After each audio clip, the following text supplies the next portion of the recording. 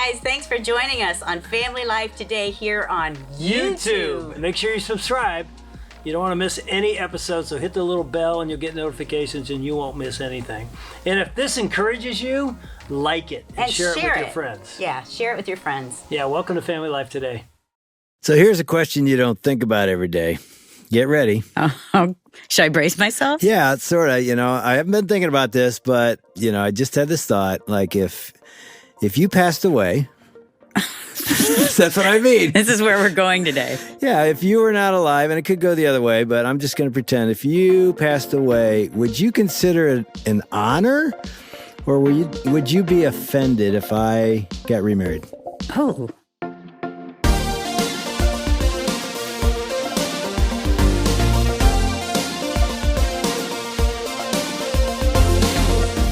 Welcome to Family Life Today, where we want to help you pursue the relationships that matter most. I'm Ann Wilson. And I'm Dave Wilson, and you can find us at FamilyLifeToday.com or on our Family Life app.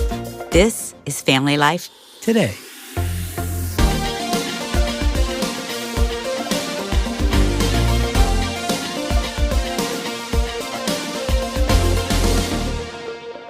If you passed away, would you be offended if I got remarried? I think I go one of two ways. I can think, oh, were you so happy that I'm gone and now that you're going to get remarried? Or did you love marriage so much that you couldn't wait to get married again? I just want to know if you think it's a good thing or a bad thing. You're asking, is it a compliment when someone gets married after their spouse is deceased? I would see it as a good thing, a compliment, because they had a good taste in their mouth of marriage. Yeah, and I think if there's somebody that could probably answer this question better than us, it's our blended family director here at Family Life, Ron Deal. And Ron is in the studio with us today. So welcome to Family Life Today, Ron. Hey, guys. Always good to be back with you. So answer that question, Ron. Well, I think it depends on the person, but, there was a famous quote where somebody said the highest compliment you could pay to somebody is that you would want to get married again. As if, just like Ann said, you so enjoyed marriage because of your time with that person before they passed away that you would want to pursue marriage again. Now, some people look at that and go, I don't know, that kind of feels like you just left me behind and moved on without me. Like you weren't missing me very much, so. Right. And others would go, yeah, obviously, as you said, I like the way you put that. You left a good taste in their mouth. And so they're open to it. Flip it around. What if you left a bitter taste in their mouth and marriage with you was difficult and the last thing they want to do is get married again? Well, that's not a compliment. And the truth is, you would know better than any of us, this happens quite often. A spouse dies, a family or a husband or wife get remarried. Now they're blending, if there's kids involved, an entire new family. Yes, Dave, it happens pretty frequently. And I think a lot of times when we talk about blended families, we just sort of assume somebody got divorced beforehand. But that's certainly not always the case. In fact, the Family Life Blended podcast that we're going to be listening to a portion to today, I interviewed a couple, Ryan and Jess Ronne, who were both widowed, actually lost their first spouses to the similar sort of brain cancer. And so found themselves each blogging about their grief and then found one another in the process and got married. Jess is an author, by the way. She's written a couple of books, but her latest is called Blended with Grit and Grace. And that was the subject of our conversation. So let's listen in. Tell us a little bit about your family. Well, I guess it all started in 2010 when we both lost our first spouses to brain cancer. I blogged from Michigan, Ryan blogged from Oklahoma, and a stranger who followed both of us from Pennsylvania reached out to me and said, hey, there's this grieving widower. He has 3 young children. I just think you could really be a source of encouragement to him. And the rest is history. We started emailing and we met and we were married within a year, and he moved to Michigan. We adopted each other's kids, and we thought we were going to just live happily ever after. However, then there's the however. There's a lot more to the story when you are a blended family, or probably any family, really. We ended up moving to rural Tennessee a couple of years after we were married, had another baby together, our Annabelle. And she makes number 8, right? She number does, 8. Yeah. yes, 8 children. And we lived what we thought was a simple life out in rural Tennessee until it wasn't all that simple anymore. We have a child with profound special needs and autism, and as he aged, it just became more and more difficult. So we moved towards Nashville thinking that would help remedy the situation and there would be more resources and support for him, and just found really that the South is really lacking in anything for special needs families. And we are in the process of moving back to Michigan right now. We're actually in a temporary home and building an accessible home for our family to live in the future. So, listener, you just got a snapshot of this family story, and we have a lot to unpack, don't we? So let's just back up and start unpacking a little bit at a time. Jessica, in your book, you say that you met Ryan, you were drawn to him, and then you realized one day that you were grieving one person while simultaneously falling in love with another. I bet both of you are going through a similar journey there. I'd like for us to just unpack both sides of that, the grieving one person side and the falling in love with the other person side. So let's just start with, who were you grieving and what's that backstory? Well, I was grieving my late husband, Jason. He had gone through his cancer journey for 3 years. And in the middle of that, we were raising 4 children, actually had an unexpected pregnancy in the middle of all of it as well, and raising Lucas, our son with special needs.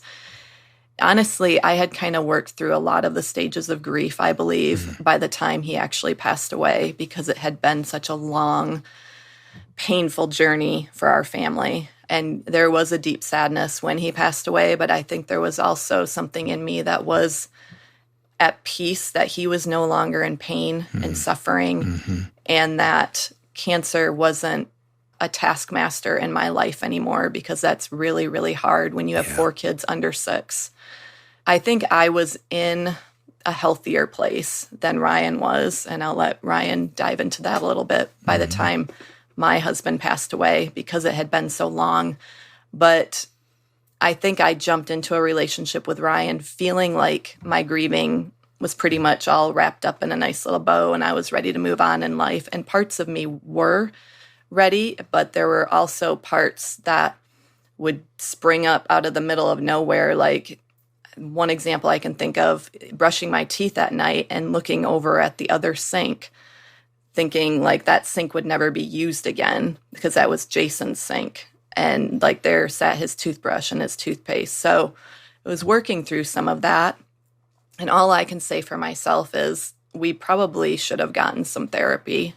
I know we used each other as therapists early on, and I wouldn't necessarily recommend that. It brought out a lot of feelings of insecurity and jealousy as we talked about these people we had loved, but yet we were falling in love with each other. And it was just a really strange place to be. You know, as you're talking, I'm reflecting on all those different elements. Again, so much there to unpack, and we'll slow down and take a look at each of those little elements.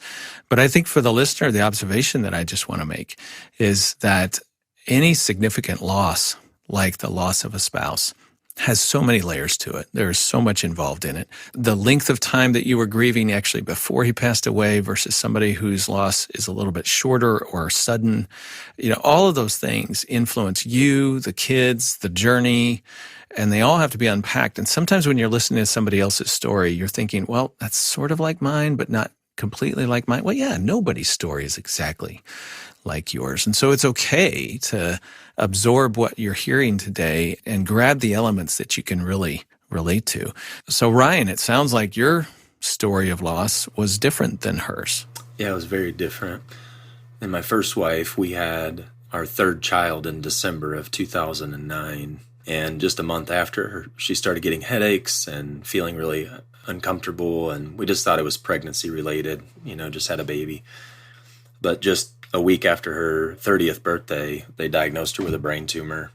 And within weeks, it hemorrhaged, and she was never the same. So She was diagnosed middle of March, and April 1st, she had the hemorrhage, lost a lot of her cognitive skills, and in and out of the hospital just for 4 months. And then she passed away in August. So I had an 8-month-old, and I hadn't even taken a breath or even thought about death or, what's next. It was like I was living, trying to help raise the 3 kids and basically be a caretaker and a caregiver for my late wife. And then it was done.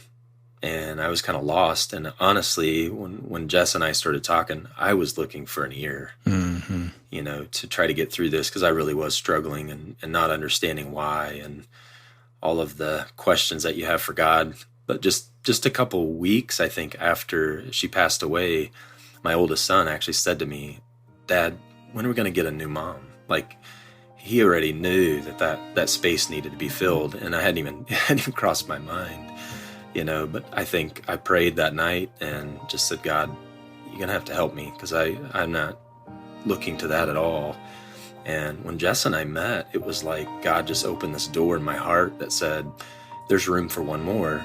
But as we got married and got closer together, it's like you can't really share that. I can't share those feelings with her, and at some point I got to let that go, and that was really hard. Our first year of marriage, we did try to be each other's therapist, and there was a point where we finally just said, "No more. Let's go seek somebody else out to share this stuff with, because this isn't fair to each other."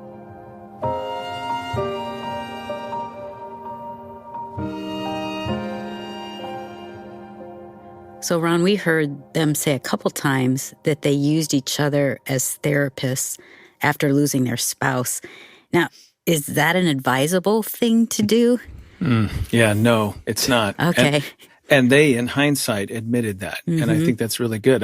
What I would just say to somebody who's listening right now, no, you don't want to find a new love interest and make them your counselor. Yeah. Like, kind of carry all of your baggage and pain and grief and pour it out on them and expect them to be able to help you through that. But I got to say, guys, it's kind of a common phenomenon for people to inadvertently sort of put the other person in that. I mean, think about it. Who wants to stay in pain any longer than you have to, right? So one of the attractions of a new relationship, first of all, is it moves me out of the pit of pain. Oh, this gives me something to look forward to with my day. This gives me something to be happy about. And so there's this push-pull dynamic. I write about this in my book, Dating and the Single Parent. And you got to be wary of that. If pain is pulling you back into the pit and you want to get away, then you want to try to run away into a new relationship. And that new relationship is pulling you in that direction. Neither one of those dynamics is a good way to decide who you date or what you share with them. You lose your objectivity when you're running away from sadness. You're not really objective about the qualities of this person or the new relationship that you're developing. So it really is advisable to spend time grieving, not with this person, with an objective person, a counselor, a friend, a pastor, somebody you can really just pour it all out there with, and they don't have a dog in the hunt. They can be honest with you, and you can just sort of work through your grief without any agendas attached to it. That's very important. I can imagine, though, it's pretty common, for a grieving husband, a grieving wife to end up finding somebody that has similar grief. And again, better than I would, but I would guess that happens quite often. Sometimes they end up married, sometimes they don't, but it's just like you're attracted to one another because you've gone through something similar and you can share a common bond. And you're thinking, they get me. Yeah. They get it. Mm-hmm. I love it, though, when people get objective about this. I got to tell you, since this podcast came out, we had a woman from the UK contact us and said, we were listening to that podcast. I'm dating a man. He is newly widowed. It's only been a few months. And after listening to the podcast and the Ronnie's talk, we decided that we needed to not date right now.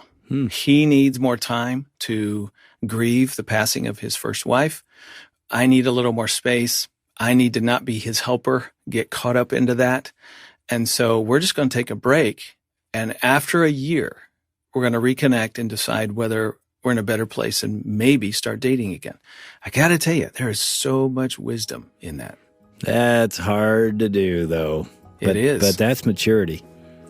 I think it's also helpful for your kids as they're grieving as well and walking through some of the same pain. Yep. And that was a great toss, Anne, because the next section is kind of about helping kids grieve. Okay, so at this point, 10 years, looking back at that first year, you were looking for something in the other that you now feel like was inappropriate. What were you looking for? What were you needing the other person to give you?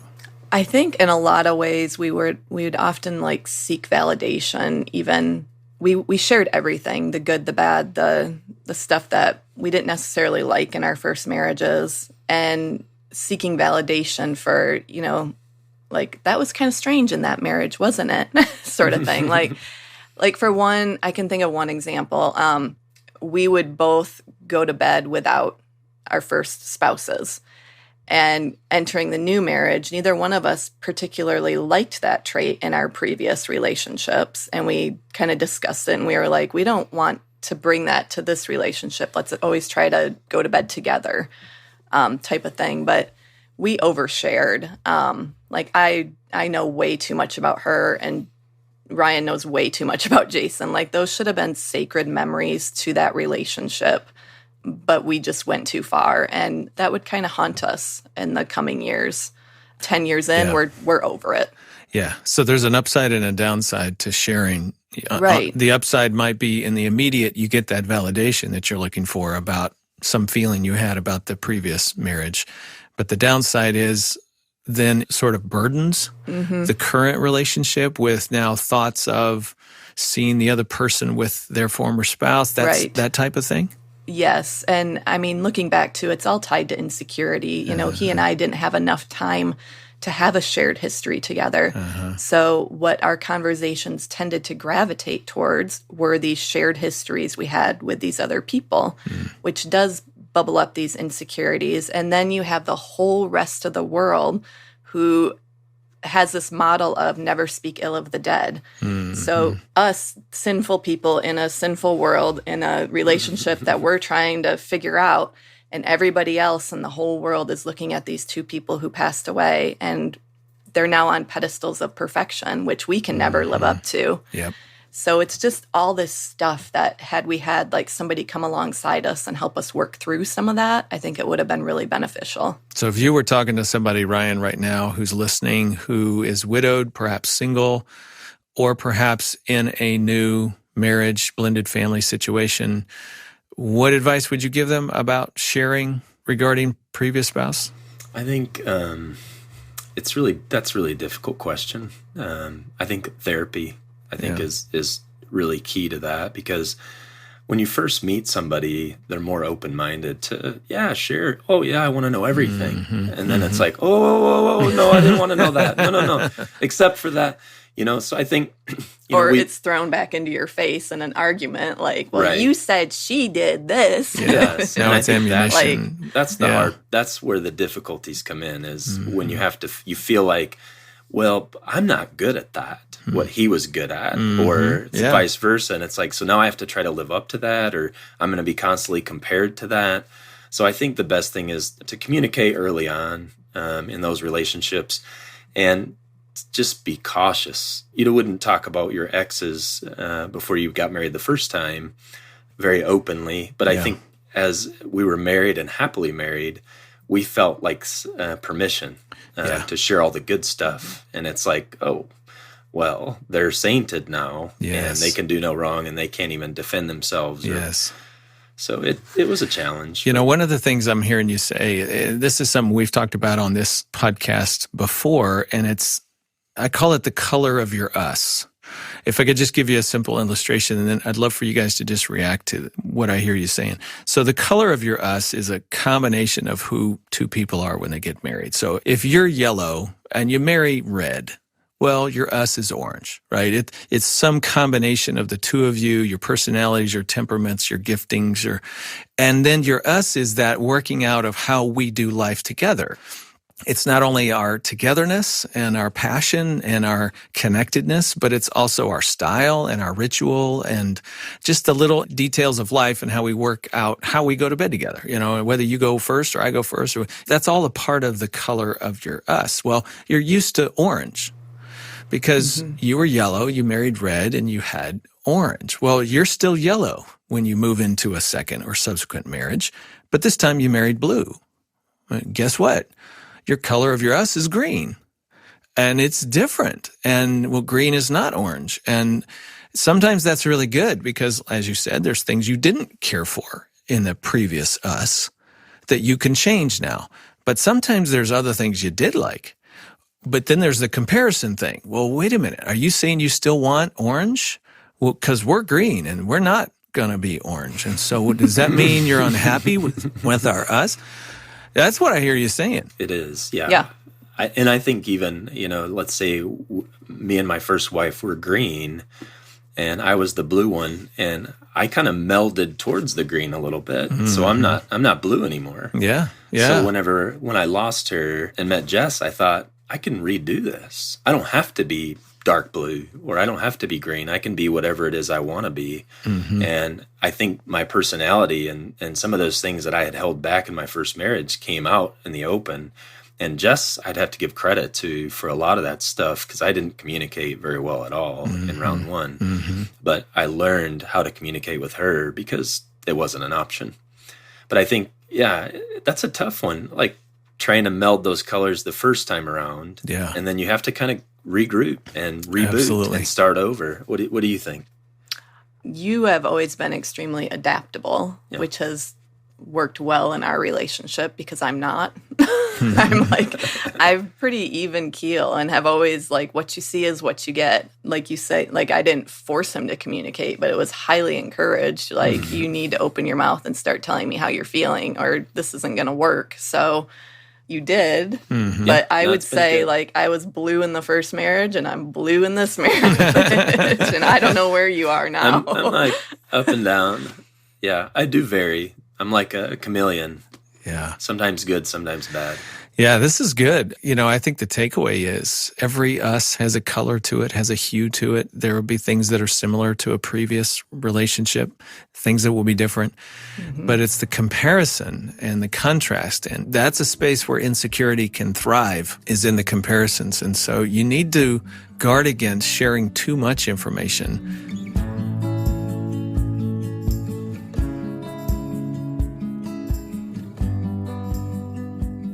Don't you think that's also an internal thing? You also have to guard against comparing in your own head this relationship, that person versus the other person. Well, we say, when we got married, it was the two became one, not the four became one. And 10 years later, we don't have these problems at all. Like I said earlier, I think it's those first couple of years where you're not sure of your place in the relationship. You have all these insecurities.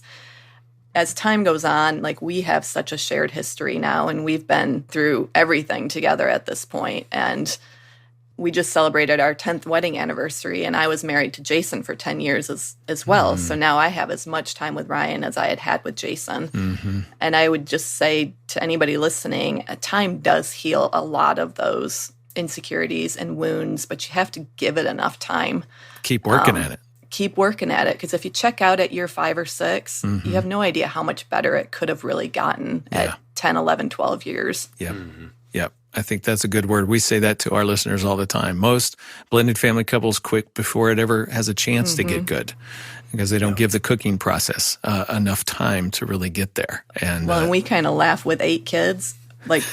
We've threatened, I don't want to do this anymore. And I've stormed off. And then it's but I don't want to do 8 kids by myself. So honestly, the 8 kids almost kept us together. It helped. To a place where we're now in a really good place. Being persistent and right. But we learned, I think we learned how to talk about that stuff too. When we did share things, we finally did decide that, I had 14 years of experience with that person before I met her. And she said, I want to know more about you.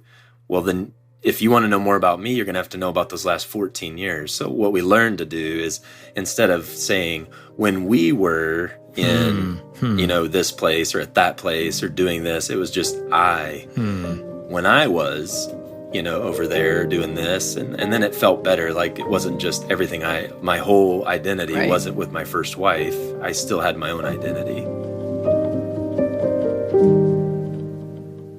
As I listen to that, I think that would be a tricky situation. Oh, boy. I can feel myself feeling insecure as the new spouse, wondering if I'm enough or as good, or even was his life richer with his first wife. And that can feel a little bit insecure. I thought Ryan's observation was really good. If I'm always casting my past in light of my relationship with my first wife and our family and who we were together, then it's sort of like my wife now, Jess, can't see me any other way. Am I an individual, or was I just a husband to her? So to begin to tell stories and be sensitive to your new wife and new spouse, and say it in a way that doesn't necessarily make the other person feel that insecurity. Hey, Ron, how long does it typically take to get beyond the comparison to your former spouse to like burying that? Not in a bad way, but I have to move on. Is that a year, or could it be much longer? I don't know that there is ever a time where you get past. I just think you carry the past with you in the present. You honor, the memories continue. There are moments where maybe there's going to be a reflection that brings a smile to your face, a good memory. That's not dishonoring to your current spouse. It's Right. just, it was a good moment in time. And yet, Ron, I'm wondering if that was my dad, and now he's not referring to my mom who passed away any longer. I'm not sure as a child how that would feel. Yes, exactly. And that's what we talked about in the rest of our conversation. And we're going to come back to that tomorrow. Yeah, so we have a second day that you don't want to miss. But if you want to jump in right now and go to FamilyLifeToday.com, you'll find a link there to our podcast network, and you can hear the whole story. But you know what? Why don't you just wait and jump in tomorrow with us? You've been listening to Dave and Ann Wilson with Ron Deal on Family Life Today. We've been hearing clips from episode 67 of the Family Life Blended podcast. It's part of the Family Life Podcast Network, which you can learn more about at FamilyLifeToday.com. If you're in ministry and wondering how you can help couples like Ryan and Jessica work through grief in a new family, we'd love it if you consider joining us at this year's Summit on Step Family Ministry. This year, the focus is on helping ministry leaders better understand loss and grief in blended families. The event is October 13th through the 14th in Phoenix, Arizona, and you can find out more at FamilyLifeToday.com. Now, tomorrow, Dave and Ann Wilson will continue their conversation with Ryan and Jessica Ronne to talk about how to deal with children grieving. That's tomorrow. On behalf of Dave and Ann Wilson, I'm Shelby Abbott. We'll see you back next time for another edition of Family Life Today.